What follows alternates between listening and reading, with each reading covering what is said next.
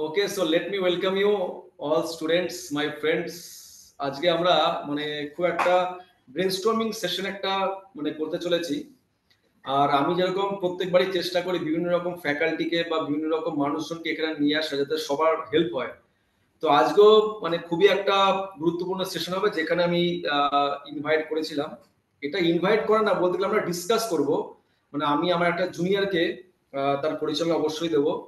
তো আমরা এই কেরিয়ার ভিত্তিক জিনিসপত্র আমরা ডিসকাস করব আজকে। ইন ডিটেল করব আর খুব ন্যাচারাল ওয়েতে করব, যেখানে কোনো আলাদা রকম কোনো বাড়িয়ে কিছু বলার জায়গা থাকবে না, জাস্ট বেসড অন এক্সপিরিয়েন্স। কেননা নীলাঞ্জন আমার জুনিয়র, আমি পরিচয় করিয়ে দেবো। নীলাঞ্জনের একটা বিশাল একটা এক্সপিরিয়েন্স আছে কোচিং এর ক্ষেত্রে।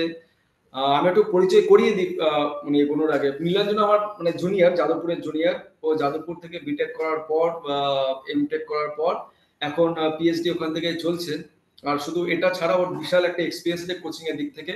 অনেক রকম ইনস্টিটিউটে পড়িয়েছে, তার মধ্যে যদি একটা আমি নাম নিই, ফিটজিতেও পড়িয়েছে। আর সেখানে ফিজিক্সের ফ্যাকাল্টি। তো বুঝতেই পারছো ওর ক্রেডিবিলিটি বা যেরকম একটা এক্সপিরিয়েন্স, বিভিন্ন রকম স্টুডেন্টদের কোচিং করিয়ে, প্লাস এখন একটা জায়গায় ও কর্মরত আছে এক জায়গায়, সেটা আমি নাম নিচ্ছি না এই মুহূর্তে। তো আমি যতদূর জানি নীলাঞ্জনের ফিজিক্সের প্রতি যেরকম একটা প্যাশন আছে, আমি আমার ভিডিও দেখেছি ওর একটা ইউটিউব চ্যানেল যেখানে বলেছি বারবার যে নীলাঞ্জন ফিজিক্স বলে। তো ফিজিক্সটাকে খুব খুব ইন্টারেস্টিং ওয়েতে ও সবসময় পড়ানোর চেষ্টা করে। আর এটা এমনিতে হয় না, একটা প্যাশন থাকলে তবেই হয়।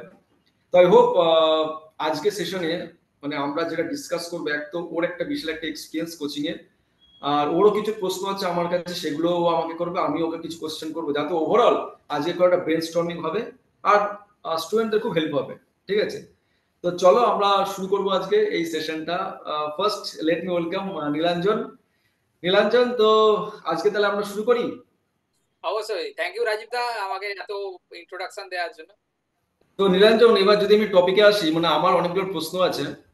হ্যাঁ, যেগুলো আমি স্টুডেন্টদের যখন আমি one to one video interaction গুলো করি, আমার যারা এরকম স্টুডেন্টস আছে অনলাইনে অ্যাপ্লাই করে যারা, তার সাথে যখন কথা বলি, কিছু প্রবলেম 11-12 যারা স্টুডেন্টস আছে তাদের সাথে যখন কথা বলি, তো কিছু কিছু আমার প্রবলেম যেগুলো মাথার মধ্যে খুব ইমিডিয়েটলি চলে আসে, সেই প্রশ্নগুলো তো আজ করবো আমি। এই যে ইঞ্জিনিয়ারিং ফিল্ডটা, হ্যাঁ, কেউ যদি প্রিপারেশন করতে চায়, সে যে এক্সামই হোক না কেন, সেখানে তোর এই ফিজিক্স কেমিস্ট্রি ম্যাথ একটা বিশাল একটা ইম্পর্টেন্ট একটা খুবই একটা ইম্পর্টেন্ট রোল প্লে করে। ঠিক আছে, তো বেশিরভাগ স্টুডেন্ট যেটা প্রপারলি এই ফিজিক্সে টাইম দেওয়া বা কেমিস্ট্রিতে টাইম দেওয়া বা ম্যাথসে টাইম দেওয়া, এই জায়গাটায় খুব ডিফিকাল্টি ফেস করে, যে কোনটায় কখন কি কিভাবে টাইম দেবে বা কিভাবে কনসেপ্ট কি করে বুঝবে। তো এই টাইম ম্যানেজমেন্টটা খুব প্রবলেম হয় তাদের। এটা স্টুডেন্টদের ওটাই আর কি, সেই জন্য একটা প্রপার মেন্টর, একদম আইডিয়াল মেন্টরের দরকার হয়, যাকে সে মেন্টর বলে মনে করে। তো সেটাই করছে। সেটা যে কেউ হতে, তার বাবা মা হতে পারেন, তার ঠাকুরমা ঠাকুরদাও হতে পারেন, তার দাদা যদি কেউ থাকে, সেটা সব থেকে বেটার। দাদা বা দিদি যে কয়েক বছরের মধ্যে যে কেরিয়ার গ্রোথটা করেছে, সে ওটা। আর যদি কেউ কেউ যদি না থাকে, কি হবে? Obviously as a teacher, as a mentor থাকলে তো ওয়েল অ্যান্ড গুড।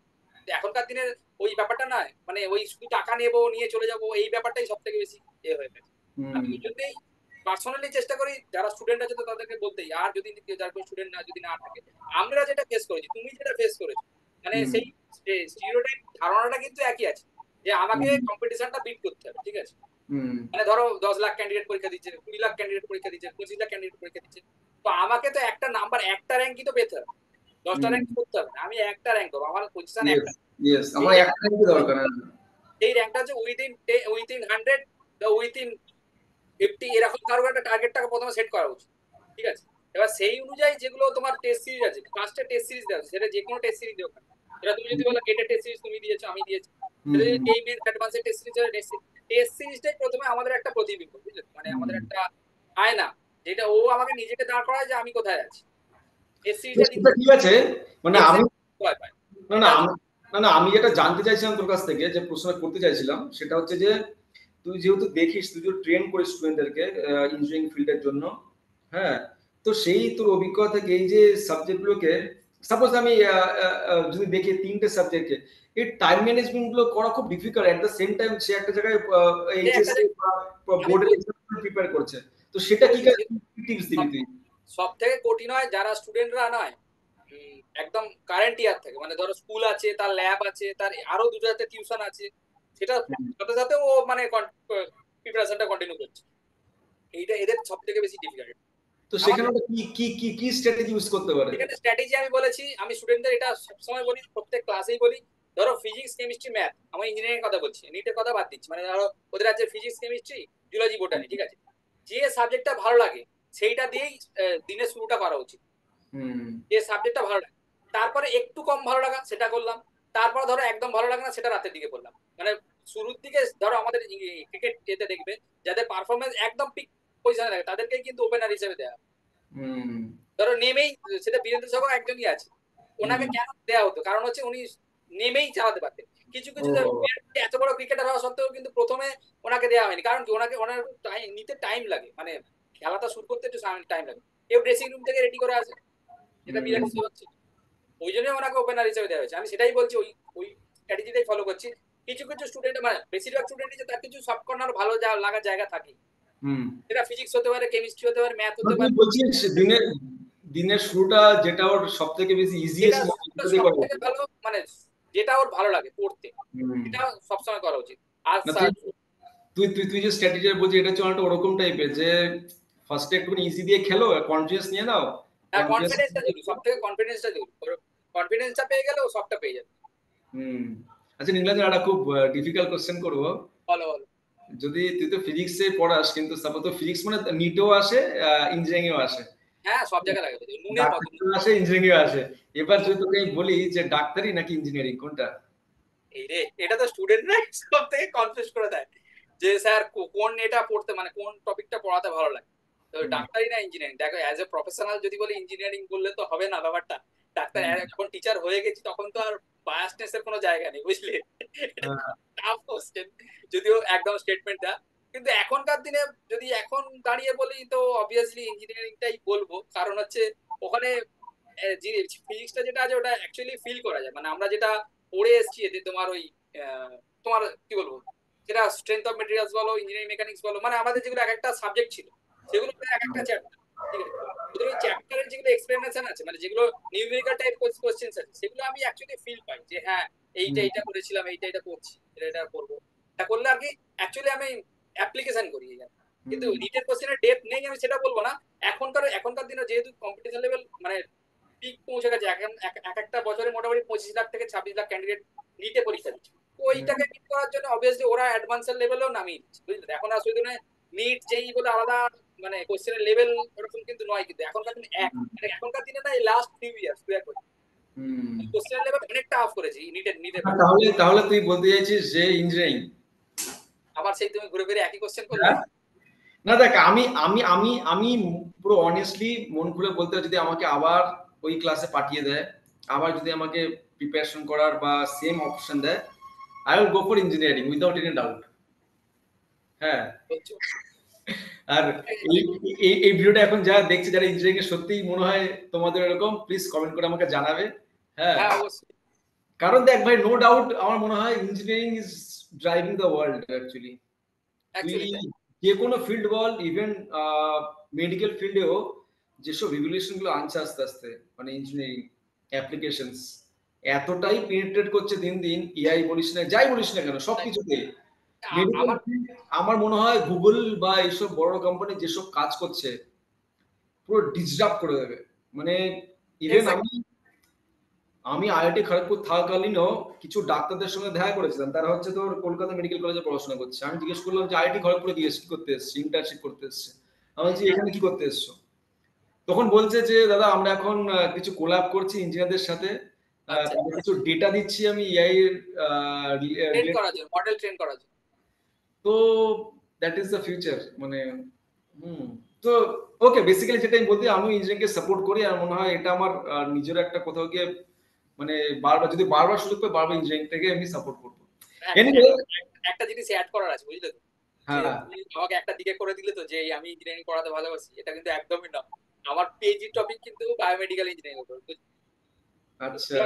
আমার এর উপরে যেহেতু ভালো লাগা তো আছেই, মানে আমার ইভেন 12এও আমার এই ছিল, মানে বায়োলজি ছিল, তো সেখান থেকে আমার নলেজটা কিছু লাগছে নন লিনিয়ার ডাইনামিক্স এর অ্যাপ্লিকেশনটা আমরা করতে চাইছি, মানে এর উপর যে কিছু আমরা মডেল ট্রেন করব, যেটা ধরো হার্ট রেট বলো বা পালস রেট বলো, সেটা আর্লি প্রেডিক্ট যদি করা যায়, যে হুম, সেটা স্ট্রোক বলো, ব্রেন স্ট্রোক বলো, বা হার্ট অ্যাটাক বলো, যেগুলো রোগ এখনকার দিনে একদম পুরো মহামারীর মতো ধারণ করেছে, সেটা যদি আগে আর্লি প্রেডিকশন কোনো ডিভাইস আমরা রেডি করতে পারি, ওটাই আমার পিএইচডি টপিক।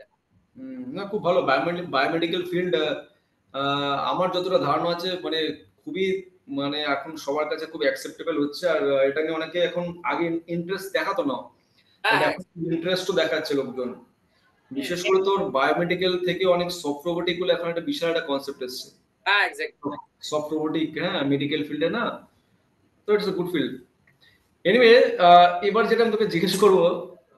তোরা কোশ্চেন গুলো করতে পারিস, বাট এই কোশ্চেন করতে তারপরে তুই তোর কোশ্চেন গুলো করবি। না, আমার তো কোশ্চেন একটু হয়ে যাচ্ছে না, সব তো আমি উত্তর দিয়ে যাচ্ছি, তোমাকে প্রশ্ন করতে হবে। Okay fine. হ্যাঁ, বলো এবার বলো বলো। আমাকে জাস্ট একটা প্রশ্ন উত্তর দে, ফিক্সডটাতে কঠিন কেন?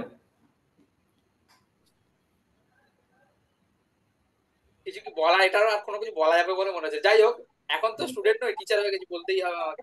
হুম, ফিজিক্সটা কঠিন কেন? কারণ ফিজিক্স অ্যাকচুয়ালি হচ্ছে সব থেকে সহজ। মানে জীবনটা যেরকম সরল সাদাসিধে, ফিজিক্সটা হচ্ছে অ্যাকচুয়ালি, বেসিক আমার প্রথম লাইনে দেওয়া আছে, দেখবে physics is a language of mother nature. ঠিক আছে? হুম, তো ফিজিক্সটা যদি কেউ মানে মায়ের যে মাতৃভাষার থেকে যদি কেউ ইচ্ছা, মানে ইচ্ছা করে অনিচ্ছাকৃত যদি কেউ কঠিন করে বলে, তো হুম, সেটা আমার কাছে অবভিয়াসলি কঠিন লাগে। ফিজিক্সটা অ্যাকচুয়ালি ফিল করতে হবে, তবেই সেটা আমি মানে আত্মস্থ করতে পারবো। মুখস্থ করে ফিজিক্স হবে না, আত্মস্থ করে ফিজিক্স হবে। না তুই ফিজিক্সে কেন পড়াচ্ছিস? ফিজিক্সটা কেন তুই চুজ করলি? ফিজিক্স ওইটাই তো হচ্ছে ব্যাপার।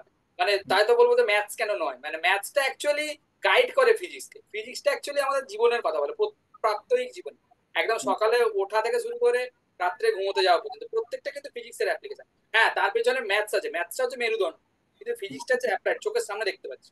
তোমার হাতের সামনে আশেপাশে যতগুলো গ্যাজেট দেখতে পাচ্ছ, প্রত্যেকটারই কিন্তু ফিজিক্সের অ্যাপ্লিকেশন। হ্যাঁ, হুম, ম্যাথসটা অবভিয়াসলি আছে, ম্যাথসটা হচ্ছে ব্যাকবোন। আর আমার পুরো শরীরটাই হচ্ছে ফিজিক্স। যেটা ও একটা গালে কেউ চড় মারা থেকে শুরু করে যে এই ফোর্সটা তোমার জেনারেট করছে, সেই ফোর্সটা কি ধরনের ফোর্স, যদি ইলাবোরেটলি তুমি ডিসক্রাইব করতে চাও, কোন দিক থেকে হচ্ছে, এটাই ভেক্টরের ডিরেকশন আসছে, লেফট রাইট আপ ডাউন সবকিছু, মানে পৃথিবীর সমস্ত বুঝতে কিছু পেরেছি। হুম, সবকিছু এক্সপ্লেন করতে চাও, physics is the last word, physics is the last language you can even describe. হুম। এই না জন্য এটা সত্যি, মানে ফিজিক্স যদি কেউ ইমাজিন করতে পারে, ভিজুয়ালাইজ করতে পারে, তো তার থেকে ইজি কিছু নেই। না, তার মেনলি থেকে কিছু নেই। ওই জন্য আমি চেষ্টা করি প্রত্যেকটা ক্লাসে যেগুলো যতগুলো সম্ভব, মানে ওটাকে আমি ডিসক্রাইব করে দেয়, মানে ওটাকে ভিজুয়ালাইজ করে দেয়, সেটা সেন্ট্রিপিটাল ফোর্স বা সেন্ট্রিফিউগাল ফোর্স, ফ্রিকশন, প্রত্যেকটা জিনিস, হ্যাঁ, কোথায় কোথায় কোন কোন স্টেপে স্টেপে, এগুলো আমরা ভিজুয়ালাইজ করলে না আমাদের ব্রেনটা ইজিলি ক্যাচ করে নিতে পারে। তোর ফিজিক্সে কোন প্রফেসরকে তোর সবথেকে বেশি ভালো লাগে? মানে এটা ইন্টারন্যাশনাল হতে পারে বা মানে ওয়ার্ল্ড এর মধ্যে এমন কোন প্রফেসর, এমন কোন টিচার যাকে তুই নিজের রোল মডেল মানিস ফিজিক্সের জগতে? হ্যাঁ, এই রোল মডেল তো অবভিয়াসলি রাখতেই হবে, না নাহলে তো অসম্ভব। দেখো, রোল মডেল যদি ইন্টারন্যাশনালি ধরতে হয়, তাহলে ওয়াল্টার লুইন স্যার, মানে হুম, তুমি তো জানোই, তুমি যখন জানি। আমরা ইঞ্জিনিয়ারিং মেকানিক্স পড়েছি, উনি তো নিজের মানে শরীর বাজিটাকে এক্সপেরিমেন্ট বাহ! করে। ওই একটা গোল মতো একটা অসিলেশন করিয়ে। Exactly, exactly. ওটা যখন এখান থেকে ছেড়েছিলেন, আমি বললাম হয়তো কেউ পারেনি আজ পর্যন্ত, পৃথিবীর কেউ ট্রাই করেন, উনি কিন্তু জাস্ট কোনো রকম পুশ ছাড়া জাস্ট ছেড়ে দিয়েছেন। হ্যাঁ, হুম, এক্সপেরিমেন্ট করেছেন ঠিকই, বাট ইভেন উনি ক্লাসে এমআইটি তে যখন ক্লাস নেন, আমি লেকচার সব দেখিনি, কিছু কিছু দেখেছি। হ্যাঁ, ওনাকে যদি কিছুটা পরিমাণ পয়েন্ট সামথিং পার্সেন্টও ফলো করা যায়, আমরা অনেক হুম। কিছু পেয়ে যেতাম। না তোর মধ্যেও একটু টাচ আছে ওরকম, মানে তুই যেহেতু ইনফ্লুয়েন্সড, তোর হ্যাঁ, ক্লাস না, আমি ওটা এতে মানে বলতে দে, তোর যে ক্লাসগুলো দেখেছি আমি কিছু কিছু জায়গায় কিছু এক্সপ্লেন করিস, হ্যাঁ হ্যাঁ ভিডিও কিছু দেখেছি আমি। হ্যাঁ, ট্রাই করি, ভালো, ট্রাই ভালো চেষ্টা করি। মানে আর হয়তো কোনোদিন হতে পারবো না হয়তো, কিন্তু চেষ্টা করি। না এটা খুব ভালো কাজ করছিস তুই, মানে আই অ্যাপ্রিশিয়েট, এটা খুব ভালো কাজ করছিস। আমি কিছু কিছু ভিডিও দেখে নিজেও খুব ইমপ্রেসড হয়েছি। মানে গেট ক্র্যাক করেছো, তারপরে ইসরোর সায়েন্টিস্ট এক্সাম ক্র্যাক করেছো, মানে এগুলো একদম টপের দিকেই তোমার র্যাঙ্ক ছিল। ঠিক আছে, সেটা তোমার ব্যাকগ্রাউন্ডও মেকানিক্যাল ছিল।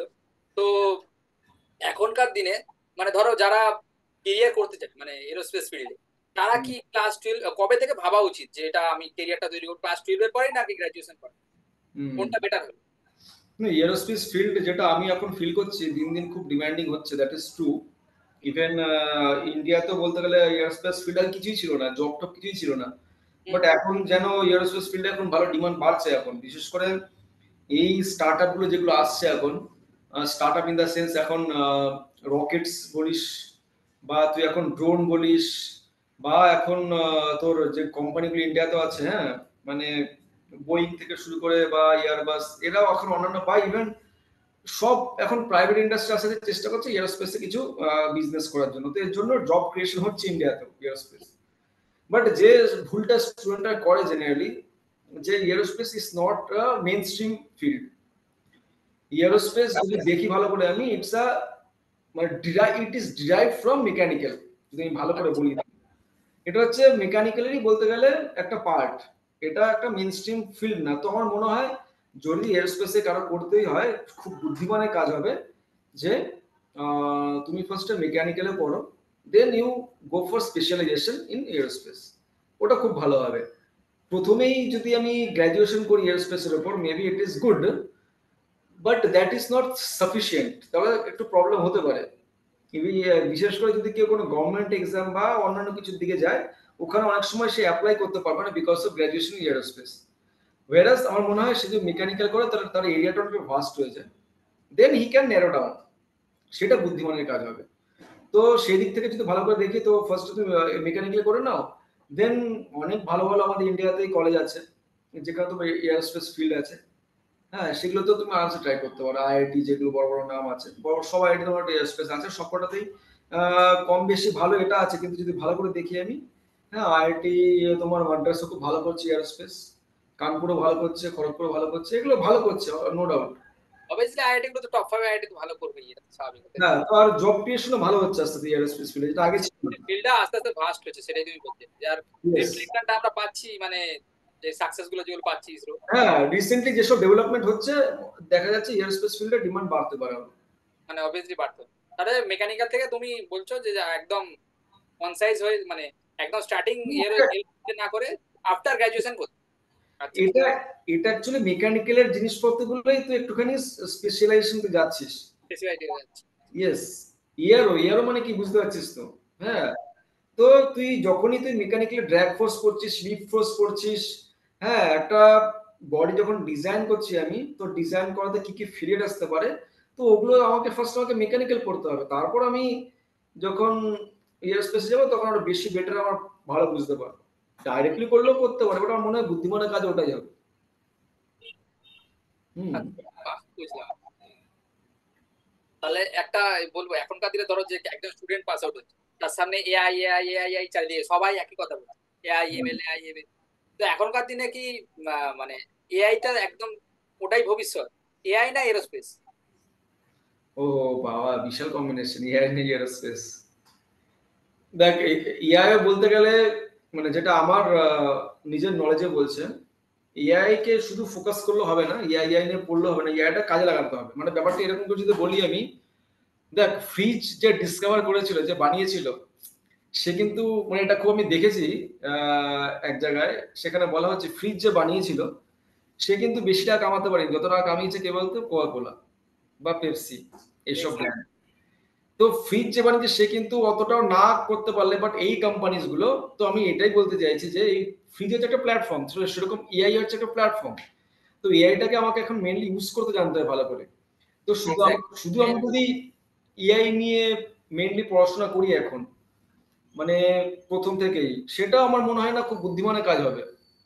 হ্যাঁ, আমি মানে কিছু প্রফেসর যখন ডিসকাস করতাম, স্যার এখন এআই একটা বিশাল একটা বুম আসছে, তাহলে কি প্রথমে কি গ্র্যাজুয়েশন থেকে একদম এআই তে পড়াশোনা করা উচিত হবে?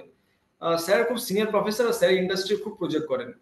মানে আমি, হ্যাঁ, নাম নিচ্ছি না তার, ইন্ডাস্ট্রি খুব আইআইটি তে আছেন, খুব ইন্ডাস্ট্রি প্রজেক্ট করেন, অনেক টাকা কামায়, বিশাল টাকা কামায়, এত ওনার রিচ আছে মানে সব করা কোম্পানির সাথে।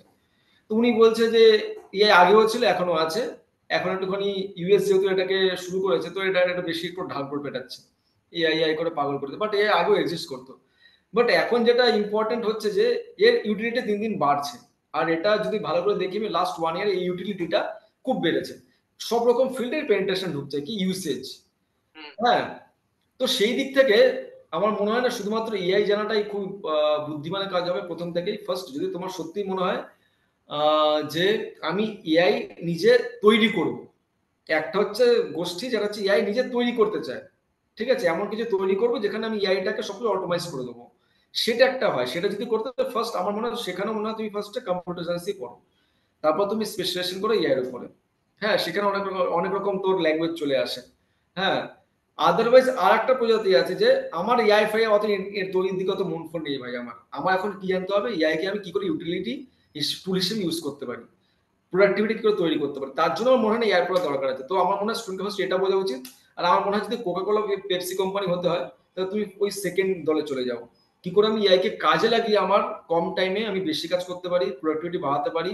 আমার এখন থেকে ইভেন ইভেন ক্লাস 11-12 থেকেই আমি কি করে এআই কে কাজে লাগিয়ে আমার নিজের প্রোডাক্টিভিটি বাড়াতে পারি, কি করে আমি স্কোর বাড়াতে পারি, কি করে আমি যেরকম এআই কে কাজে লাগিয়ে নিজেকে বাড়িতে বসে বসে আমি প্রিপারেশন নিতে পারি, প্রিপারেশন নিতে শেষে আমি কোশ্চেন তৈরি করতে পারি, ওগুলো আমি এক্সাম দিতে পারি। তো এইগুলো আমি কি করে আরো বেশি বেশি করে ইউটিলাইজ করতে পারি, ওইটা ফোকাস করলে আমার মনে হয় বেশি আমি লাভ পাবো। এআই ফেআই আমার মনে হয় না যে যারা তৈরি করছে এখন তারা তো লস মানে প্রফিটে আছে।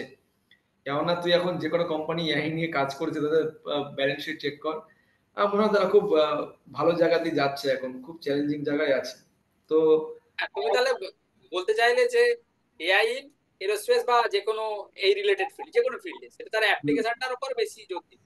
এইগুলো সব হচ্ছে ডিরাইভড, তো মেইন স্ট্রিম না। মেইন স্ট্রিমে আমার মনে হয় গ্র্যাজুয়েশন মেইন স্ট্রিমে করা উচিত যে কোনো স্টুডেন্টের জন্য। মেইন আমার মনে হয় অ্যাডভাইস হবে মেইন স্ট্রিমে থাকো graduation, then you just see your interest, তোমার ইন্টারেস্ট কি আছে, তোমার কি কি পসিবিলিটিস আছে, তারপর সেই সবকিছু অনুযায়ী তুমি স্পেশালাইজেশন করো।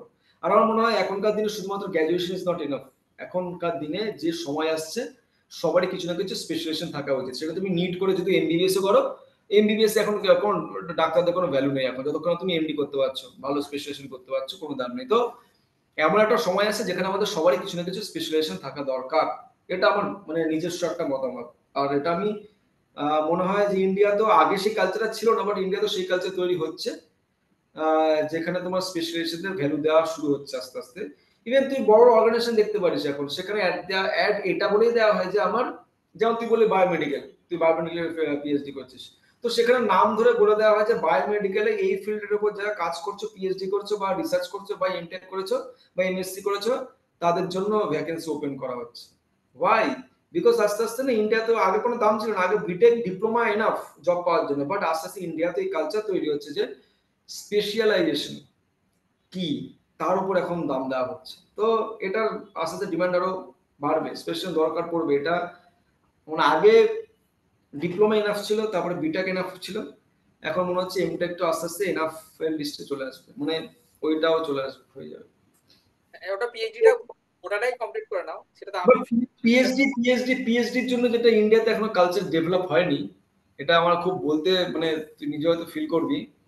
পিএইচডি তে না, মানে এটা এটা হচ্ছে হার্ড ট্রুথ, ঠিক আছে? মানে ইন্ডিয়াতে পিএইচডি কালচারটা একটুখানি গড়বড় আছে এখনো। তার অনেকগুলো কারণ আছে, সে কারণে আমি যাচ্ছি না, বাট সমাজেরও কিছু দোষ আছে। সমাজের দোষ কি না, সাপোজ ধর কোন একটা স্টুডেন্ট জব পেলো না, সাপোজ তার কথার কথা, ঠিক আছে, বিটেক করলে সে জব পেলো না, সে ধর সাপোজ তার ইন্টারেস্ট আছে এমটেক করতে গেলে, তাই কি বলবে লোকে, সমাজ কি বলবে বলতো? সমাজ বলবে যে বাবা কোনো কোয়ালিটি নেই, জব পায়নি, এর জন্য জব কম্পালসারি। পাইনি। এটা পিএইচডির ক্ষেত্রে পোস্ট অফ করেও এখন এখন ছেলেরা চাকরি পাচ্ছে না, তখন ওটাই হ্যাঁ, বলছে যে চাকরি পায়নি বলে এতদূর পড়াশোনা তো করছে। হায়ার স্টাডি মানে হচ্ছে তার কোনো যোগ্যতা নেই, তার জন্য সে বাধ্য হয়ে হায়ার স্টাডি করছে। বাট এর মধ্যে অনেক ভালো ভালো স্টুডেন্ট আছে যারা ইচ্ছা মানে ইন্টেনশনালি তারা হায়ার স্টাডি করছে, তারা ওই ডিসকাস হয়ে যায়, সমস্ত ডিসকাস করে দেয়। তো একটা সমাজের একটা প্রবলেম আছে। বাট তার মানে এটা এই নয় যে এখন পিএইচডি কাজ হচ্ছে না ভালো। পিএইচডি কাজ হচ্ছে, ইন্ডিয়াতে শুরু হচ্ছে, বাট এখন আমরা অনেকটা পিছিয়ে আছি পিএইচডি রিসার্চের দিক থেকে। আস্তে আস্তে এটাকে এনকারেজ করা হচ্ছে, অনেক ভালো ভালো কাজ হচ্ছে। যেরকম তুই দেখ না আইআইটি মাদ্রাসে, হ্যাঁ, হাইপারলুপের কাজ হলো। হাইপারলুপের কাজ হচ্ছে, হ্যাঁ, হ্যাঁ, এরকম অনেক ওটাতে জায়গা ইমপ্লিমেন্ট আছে। করবে। না, আইএসএ ব্যাঙ্গালোরে খুব ভালো কাজ হচ্ছে, ওটা তো রিসার্চের জন্য মেনলি ওরিয়েন্টেড।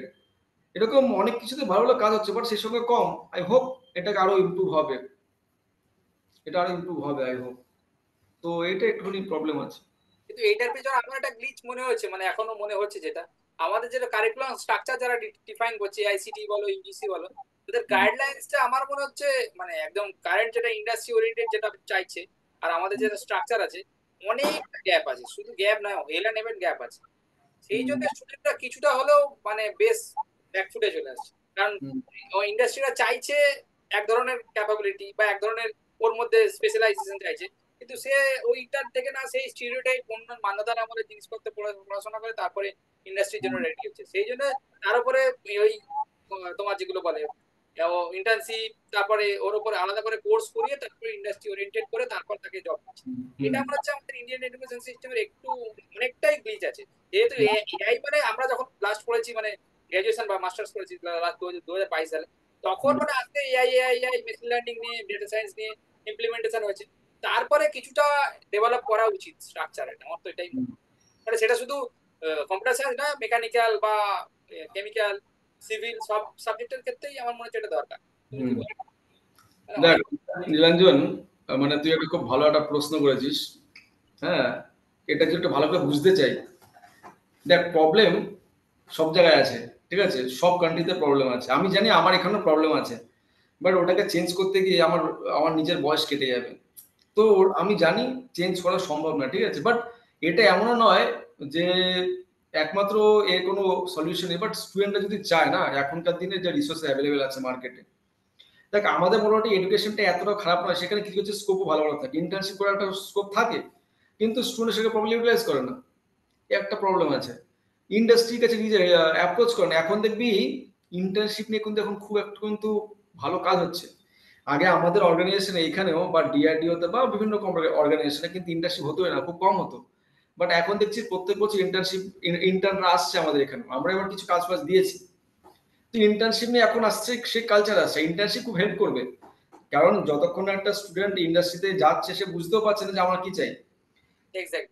তো তোর আমার মাথার মধ্যে এসেছিল, যখন কি ছিল, যখন বিটেক করছিলাম তখন মাথার মধ্যে ছিল যে ইন্ডাস্ট্রিতে যাব, বিশাল কিছু ডিজাইন করব, হ্যানা ত্যানা। বাট যখন ইন্ডাস্ট্রি যাবি, দু তিনটে জিনিস দরকার: এক্সেল, মাইক্রোসফট ওয়ার্ড, প্রেজেন্টেশন, হ্যাঁ, আর হয়তো কোডিং ল্যাঙ্গুয়েজ, এটা তো সত্যি সত্যি। এটাই দরকার। তো সেটাই। যখন ওখানে যাই তখন ডিমোরালাইজ হয়ে যাই, সালা কি আমি এসব করছি, আমি কি পড়ে এসেছি আর কি করছি এখানে। করছি কি পড়েছি আর কি করতে হচ্ছে, এটাই একটা ব্যাপার। তো ওটা তখন নিজের উপর একটা খুব হাসির মনে হয়, তখন মনে হয় কি আমি এমন কিছু চেঞ্জ করবো যেটা আমি তাহলে একটু সত্যি ভালো কিছু করতে পারবো। বাট এগুলো মানে কি বলবো, এগুলো হচ্ছে আমাদের একটা স্বপ্নের মতো, বাট রিয়েলিটি অন্য কিছু চাই। তো ওটার জন্য ইন্টার্নশিপ হেল্প করবো আমার মনে হয়। তুই যেটা বললি না, প্রবলেম তো আছে আমি মানছি, বাট প্রবলেম তো থাকবে সারা জীবন, তুই যে কোনো কান্ট্রিতে যাক না, যাই করিস না কেন। বাট আমার মনে হয় কেউ যদি সত্যি করে চায়, স্টিল সেখানে কিছু করতে পারে। এখন অনেক অনেক ভালো ভালো অপরচুনিটি আছে। স্টুডেন্টদের একটা অ্যাওয়ারনেস বাড়াতে হবে। হ্যাঁ, ভুলভাল গল্প না করে, ঘুরতে না যেয়ে বা ভুলভাল ভাবে সময় না কাটিয়ে সিনিয়রদের সাথে কথা বলুক, সিনিয়রদের সঙ্গে আরো বেশি করে অ্যাটাচ হোক, তারা কি কাজ করছে বা কি কি স্কোপ আছে, অপরচুনিটি আছে, কোথায় ইন্টার্নশিপ করতে পারবো। আমি নিজে কলেজে কি প্রজেক্ট করতে পারি, সিম্পলি কপি পেস্ট না করে, মানে কারোটা না দেখে নিজের থিঙ্কিং দিয়ে যদি আমি ভাবি আমি কি করে প্রবলেমের সলিউশন করতে পারি, এরকম টাইপের প্রজেক্ট বেশি করে এর সাথে ফোকাস করলে আমার মনে হয় বেশি ভালো হবে। এডুকেশনে তো আমি মানতে পারছি, মানে তোর কথা আমি এগ্রি করছি, এটা something needs to be change, but ওই চেঞ্জটা হতে হতে তোর বয়স কেটে যাবে বা তুই শেষ হয়ে যাবি। সে কয়েকটা জেনারেশন লাগবেই, এটা একদিনে হ্যাঁ, আমাদের ওর থেকে ওর থেকে বেটার আমি আমি নিজেকে যে যে কথাগুলো বললাম এইভাবে যদি প্ল্যান করা যায়, এর মধ্যে অনেক কিছু শিখে নেওয়া যাবে, অনেক কিছু শিখে নেওয়া যাবে, এমন কিছু শিখে নেওয়া যাবে যেটা হয়তো কি ইমাজিনই করতে পারবে না। সুযোগ এখন অনেক কিছু আছে শেখার। হ্যাঁ, সেটা স্কোপটা বেড়েছে। আগের আগের হ্যাঁ, থেকে অনলাইন এটা এসে অনেকটা স্কোপ বেড়েছে। মানে কি আর বলবো, কি জানার বলবো? স্কোপ অনেক বেড়েছে। সেটা কেউ ইচ্ছা করলে অনেকটা শিখতে জানতে পারে, আমার এটাই বক্তব্য। আমার স্টুডেন্টদেরও আমি এটাই বলি যে অনলাইনের কিছু ড্রব্যাকস আছে, আবার কিছু তোমার ইউটিলিটিও আছে। মানে সেটা যে যেরকম ভাবে চায় সেরকম ভাবেই পায়। আর কি বলতো ভাই? অনলাইন, আরেকটা লাস্ট প্রশ্ন বলছি, অনলাইনে কি পড়াশোনা করা সম্ভব? দেখ মানে আমিও বলতে গেলে যদি ভালো করে দেখি, মানে আমি যখন সেলফ স্টাডি করছিলাম না, মানে বিভিন্ন কম্পিটিটিভ এক্সামের জন্য, হ্যাঁ, তো অনলাইন কোচিং খুব হেল্প করে। কাদের করে সেটা একটা বড় কোশ্চেন। কাদের জন্য অনলাইনটা খুব ভালো, কাদের জন্য অনলাইনটা খারাপ। সাপোজ তুইও যখন পড়াস, মানে প্রিপেয়ার মানে কোচিং দিস, তুই তখন অনলাইনের সুযোগ পাস, অফলাইনের সুযোগ পাস। বাট ধর একটা স্টুডেন্ট, তুই নিজে একটা দেখেছিস হয়তো, যখন একটা স্টুডেন্ট একটা কোনো কিছু শিখছে নতুন নতুন, একদম প্রথম থেকে শিখছে স্ক্র্যাচ, তখন না আমরা অনলাইনটা একটুখানি প্রবলেম করতে পারে। আমার তো সবকিছু জানা আছে, আমার আমার কনসেপ্ট ক্লিয়ার আছে, আমার বেস ক্লিয়ার আছে, আমি জাস্ট একটু বেটার ফাইন টিউন করতে চাই বা আমি একটুখানি ভালো করে নিজেকে আরো ঝালাতে চাই। তখন অনলাইনটা মারাত্মক একটা বিশাল একটা তোর হেল্পফুল একটা জায়গা, প্ল্যাটফর্ম। বাট আমি কিছুই জানি না, একদম আনকোড়া, একদম নতুন ফ্রেশ, সেইখানে অনলাইনটা আমার মনে, ওর থেকেও না একটা অফলাইন বেশি হেল্প করে। তো এটা ডিপেন্ড করছে মানে কোন স্টেজে আমি আছি। মানে আমি নিজেও যখন আমি প্রিপারেশন নিচ্ছিলাম, আমার যেহেতু কনসেপ্ট ক্লিয়ার ছিল, এই জন্য মনে হচ্ছে আমার কোচিং এর দরকার নেই, আমি অনলাইনেই আমি মেটেরিয়ালস ঘেটে ফুটে সবকিছু করে আমি প্রিপারেশন নেব। তো ওটা আমাকে বিশাল হেল্প করেছিল।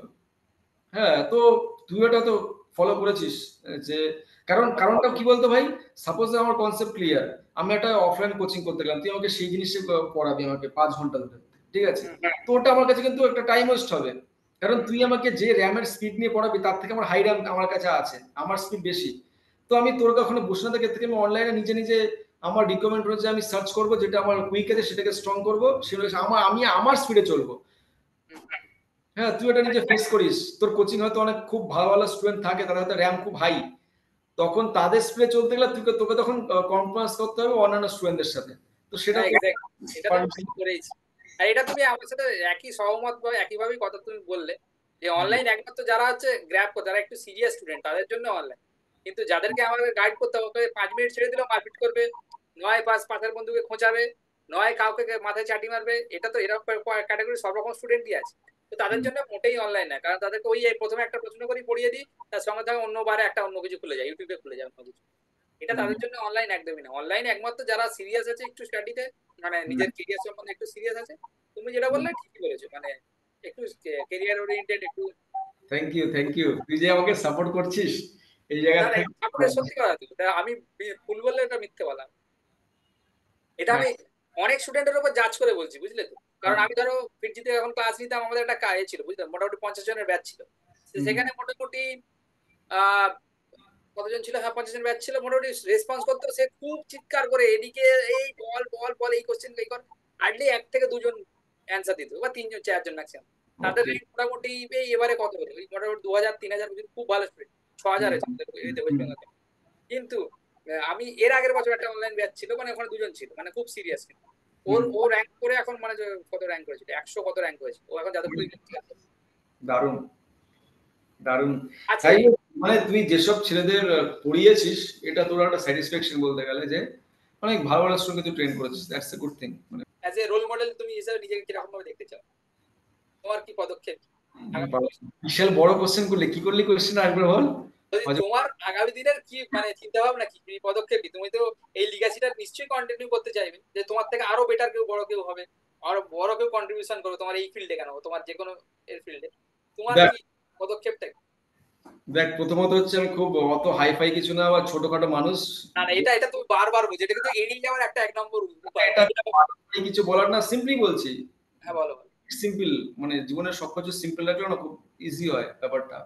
হুম, প্রথম হচ্ছে স্বামীজির কথা, যেটা কর্ম করে যাও, ফলের আশা করো না। ফলের আশা করো না। সেম সিম্পল, যে কর্মটা আমাকে এই মুহূর্তে দেবে সেই কর্মটা আমি করছি। আমার মনে হয় সবাই যদি এভাবে ভাবে না, খুব সিম্পল লাগবে জীবনটা। আর 2 নম্বর, কিছু পাওয়ার আননেসেসারি জন্য বার্ডেন করছিস নিতে তো, লাভ নেই, যতটুকু যা হবার এমনিই হবে। না না, আমি কিছু পাওয়ার last এ- জন্য, কিছু পাওয়ার জন্য বলছিস তোকে একটা এক্সাম্পল, সাপোজ আমি এখন যার আন্ডারে কাজ করছি, হ্যাঁ আমি কাজ করছি, তো আমি কিছু তাকে ডিমান্ড করি না, কিছু বলি না যে স্যার আমার এটা হলে ভালো হতো। হুম, যে কাজটাতে আমি ওই কাজটা নিষ্ঠার সাথে করি, নিষ্কাম ভাবে করি, মন দিয়ে করি, ভালোভাবে করি, ওই কাজটা করাতে উনি যখন খুশি হয় তখন নিজের থেকে আমাকে কিছু অফার দেয়।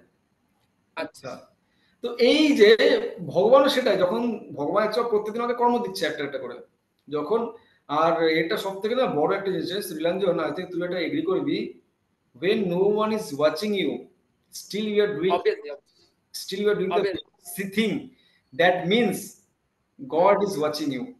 অবভিয়াসলি, এটা আমি 100% এগ্রি করছি তোমার সাথে। হ্যাঁ, তো আমার সাথে হয়েওছে এরকম। ইয়েস, তো এই জায়গাটা যদি তুই করিস, তার মানে তুই সত্যি ওটাকে নিষ্কাম ভাবে করছিস, সম্পূর্ণ নিষ্ঠার সাথে করছিস, আর সম্পূর্ণ তুই 100% তোর মন দিয়ে করছিস। হুম, যখন এই কাজগুলো তুই দিনের পর দিন করবি, তখন তোকে নিজের কথা নিজে ভাবতে হবে না। তখন দেখবি ওপর থেকে যে মানুষটা বসে আছে, তখন দেখবি, যখন দেখবে না একটা অর্গানাইজেশনে কি হয়, যখন তুই কাজ করিস তখন দেখবে অর্গানাইজেশনে ম্যানেজমেন্ট লেভেলের মানুষরা, যে ওই ছেলেটা খুব ভালো ডিজার্ভ করে, বা ওই ছেলেটা ভালো কাজ করছে, বা ওই মেয়েটা খুব ভালো কাজ করছে, একে তাহলে একটু হাই, একটু উপরে নিয়ে যাই, তখন তাকে তো প্রমোশন দেয় বা তো উপরে নিয়ে যায়। সেরকম ভাবে যখন গড যখন একবার ডিসাইড করে নেবে যে তোকে তাহলে একটুখানি উপরে নিয়ে যাবে, পৃথিবীর কোনো শক্তি তোকে আটকাতে পারবে না। শুধু একটা তাকে প্রমাণ করতে হবে, যে ওই কাজটা এটা করতে হবে মন দিয়ে, প্রাণ দিয়ে, নিষ্ঠার সাথে, নিষ্কাম ভাবে, দেন যখনই সে বুঝতে পারবে যে এই মেটেরিয়ালটা আমার কাজে লাগতে পারে, একে আমি আর উপর নিয়ে যাবো, ব্যাস, দ্যাটস অল। সিম্পল রাখবো। অত কেউ কেউ পৃথিবীতে কেউ বলতে পারবে না, যখন ফেসবুক যখন তৈরি করে না মার্ক জুকারবার্গ, ও তখন নিজেও জানতো না যে আমি এত বড় একটা কোম্পানি তৈরি করব।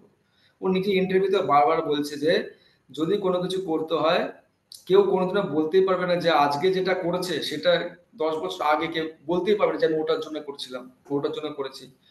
You have to do your work, you have to start something. ওটা আস্তে আস্তে এভলিউশন হবে। আমার যেরকম এভলিউশন হচ্ছে, তোর যেরকম এভলিউশন হচ্ছে, ওই এভলিউশনটা হতে দেবে একটা একটা বিশাল একটা কিছু তৈরি হয়ে গেছে একদিন। আর সেই বিশালটা ডিপেন্ড করছে যে তোর কর্ম কিরকম, তোর মন প্রাণ দিয়ে আজকে তুই যে কাজটা করছিস সেটাও যদি তোর মনে করিস যে না আমি যেটা করছি that is the best thing I can give, তাহলে ট্রাস্ট মি, তুই কিন্তু একদিন ঠিক তোর এই ফিজিক্সের জগতে তুই এমন কিছু অ্যাচিভ করবি যেদিকে দেখবি তোর ওই হয় না একটা স্যাটিসফ্যাকশন যেটা আসে না, যেখানে টাকা দিয়ে বিচার করা যায় না, অন্য কিছু দিয়ে বিচার করা যায় না, তোর কিন্তু মনের মধ্যে এতটাই হ্যাপিনেস থাকবে না, ফুলফিলড, ওই ওই ওই ফিলিংসটা দ্যাট ইজ আলটিমেট, ইনফাইনাইট। হ্যাঁ, তো আমারও সেরকম বিলিফ, মানে আমার বলছি না স্পিরিচুয়ালিটির ছোঁয়া থাকা দরকার লাইফে, তাহলে জীবনটা খুব সিম্পল হয়। ওকে, ওকে, আমারও কিছু এটা এক্সপ্লেন করলে এটা ঠিকই তুমি বললে, এটা কোনো রকম দ্বিমত নেই এটা। মানে সেটাকে করে যেতে হবে আর কি, যাই করো সেটা যেন ভালোবেসে ভালোভাবে কন্টিনিউয়াসলি করে যেতে হবে, এটা ঠিক। আর তোকেও বলবো তুই যে কাজটা করছিস, মানে আমি খুবই ইমপ্রেস হয়েছি, মানে তোর আমি ভিডিওগুলো দেখি, তোর এক্সপ্রেশনগুলো খুব ভালো লাগে আমার। আরো তুই নিজেকে আরো ভালো করে ইভলভ কর নিজেকে, তুই যাতে আরো ভালো ভালো এভাবে এক্সপ্লেন করতে পারিস, আরো বাচ্চাদের মনে ইজি ভাবে নিজেকে প্রেজেন্ট করতে পারিস। হ্যাঁ, আমার বিশ্বাস তুই করতেও পারবি। আমি হয়তো কোনোদিন কোনো স্টুডেন্টকে শুনবো যে নীলাঞ্জনদের, হ্যাঁ এটা দেখে আমার অনেক হ্যাঁ, ক্লিয়ার। ওটা ওটা ওটা আমার আলটিমেট ডেস্টিনেশন, মানে একটা স্টুডেন্টকে আমি পাঠাবো এভাবেই। That's all. ঠিক সেটা আছে, আমিও আশা রাখছি। এটা ওকে, 100 হতে পারে সেটা নয়, কিন্তু পাঠাতেই যাবে, এনেই যাবে। আমি যেতে পারি, একদম পাঠাতেই যাবে। একদম। ঠিক আছে। নীলাঞ্জন, তাহলে আমরা যে ক্লোজ করি এখানে নাকি? হ্যাঁ হ্যাঁ, আজকে ক্লোজ করো। হ্যাঁ, আমরা হয়তো আবার দেখা হবো। আর যারা স্টুডেন্ট দেখছো তারা যদি কোনো সেরকম স্পেসিফিক টপিক থাকে বা কিছু মনের মধ্যে কোশ্চেন ডাউট থাকে বা নীলাঞ্জনের সঙ্গে কন্ট্যাক্টে থাকতে চাও, তোমরা ইউটিউবে সার্চ করতে পারো নীলাঞ্জন ফিজিক্স বলে, বা তোমরা কমেন্ট করে জানাতে পারো, বা আমার সঙ্গে যে ওয়ান টু ওয়ান কথা বলতে হয় সেটা তোমরা করতে পারো। অনলাইন সবকিছু ডেসক্রিপশন দেওয়া আছে, no problem. So any topic, anything you want from me or Nilanjan দা, প্লিজ কমেন্ট করে জানাও। হ্যাঁ, তাহলে আমরা সেই বুঝে অ্যাপ্রোচ করবো। ওকে, চলো তাহলে নীলাঞ্জন, আমরা তাহলে শেষ করছি আজকেই।